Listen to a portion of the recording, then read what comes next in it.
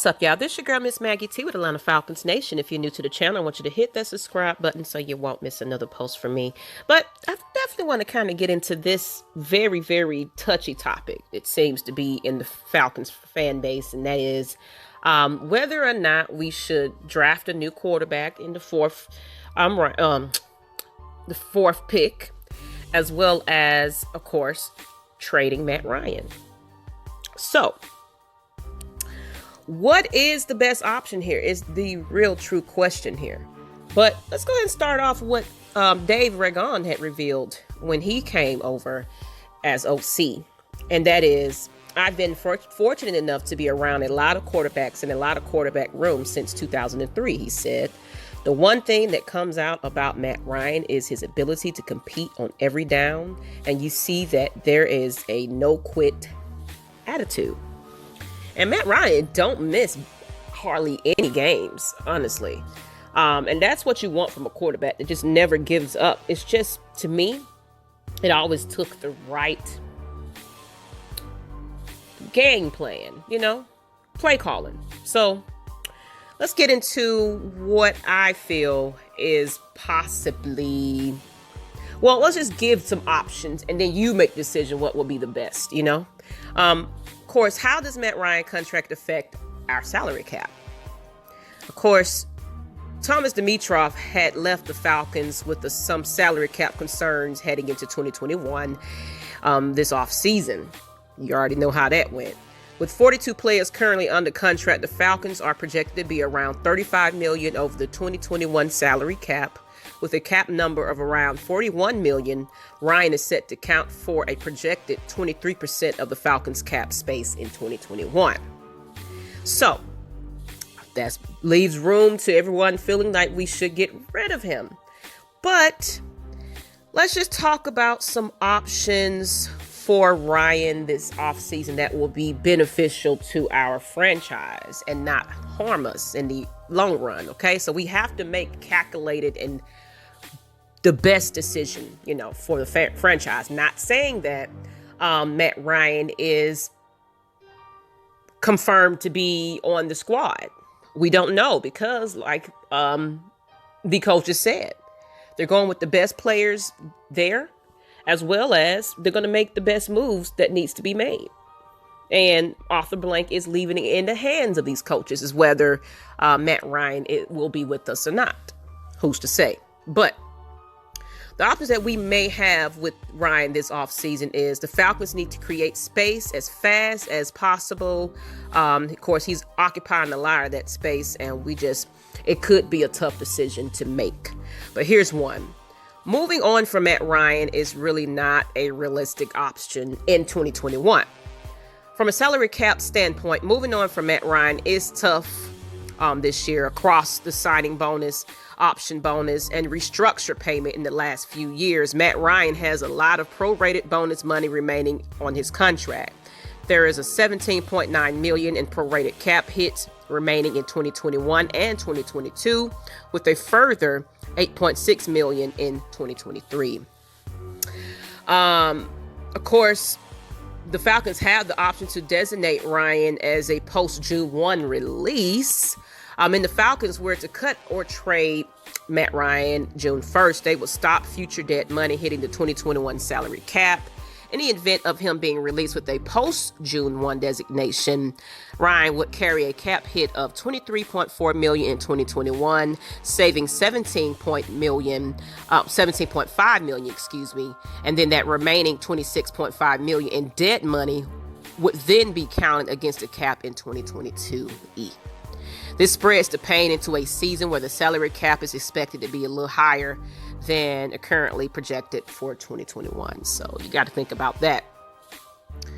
And of course, this doesn't really solve our immediate needs either. Of course, the need to be under the NFL salary cap before the new league year in March.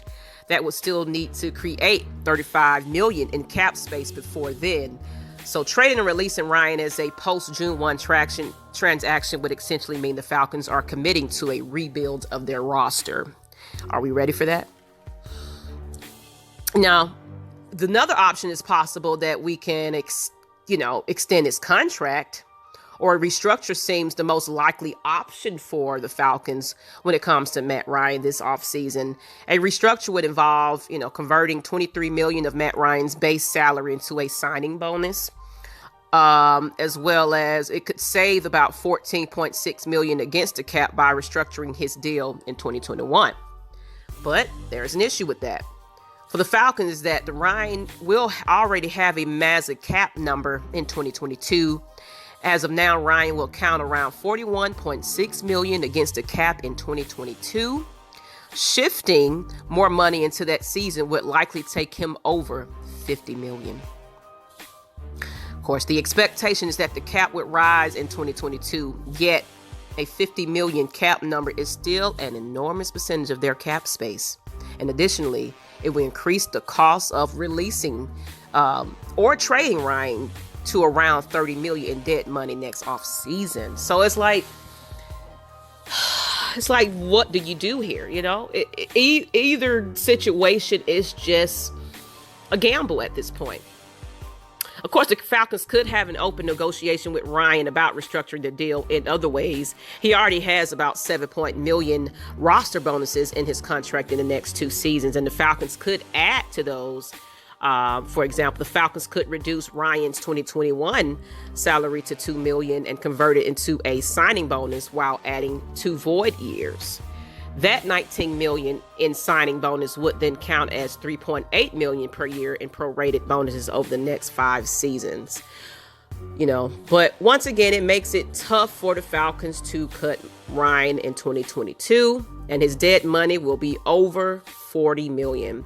However, if we could be a way for the Falcons to free up some cap space in 2021 without committing to Ryan as their quarterback beyond 2023, it just remains to be seen how that will go. So, and that's what I got to say. So, those are the options that we have on the table right now for Matt Ryan, and cutting and trading him, it just doesn't seem like, the calculations just sounds like it's definitely a gamble. And like it said, then we're subject to really restructuring, meaning that we'll definitely won't be into contention at any point, because we got to play around with that cap space a lot more. Now, with the addition of Terry, he's really good at wiggling his way around that just a little bit more, since he's done that with the Saints and things like that. And I know Matt Ryan is a team player, and he has restructured his contract quite some time. And I know there's another option. We could extend him. There's just other things that we could definitely look into, so I just want to know what you guys feel about this. I know everybody wants to get rid of Matt Ryan, but you gotta weigh all your options here. What is the best decision? Now, can we get a quarterback in the later rounds? Because from what I feel, with these other teams trying to get a quarterback right up front, and the Falcons may not be looking to go into that direction, because, it's just a touchy subject. It's like, where do you go with it? I feel like we're going to trade down to get more, because we do have some needs that we need to address, and it's just not just the quarterback, So what do you guys think about that? What are your picks? What do you think should happen? Of course, are you just a Matt Ryan hater and you just say get rid of him, period, because he's not that entertaining, flashy guy? Or do you really feel like he's just not the quarterback for this franchise? Give me your opinions. I will be interested in this. I know this one's going to bring out everybody. So I just kind of want to know what everybody thinks. But until the next time, you guys, this is Maggie T with the Atlanta Falcons Nation. Of course, if you haven't subscribed to either channel, Miss Maggie T, MS Maggie T, or Atlanta Falcons Nation, you might as well go ahead and do it. I know Atlanta Falcons Nation, we're already almost on 700, and we're definitely trying to get to 1K. And we definitely appreciate you guys tuning in, as well as my own channel. I think I'm at 250 right about now. So, hey, I'm moving on up as well. And I appreciate you guys.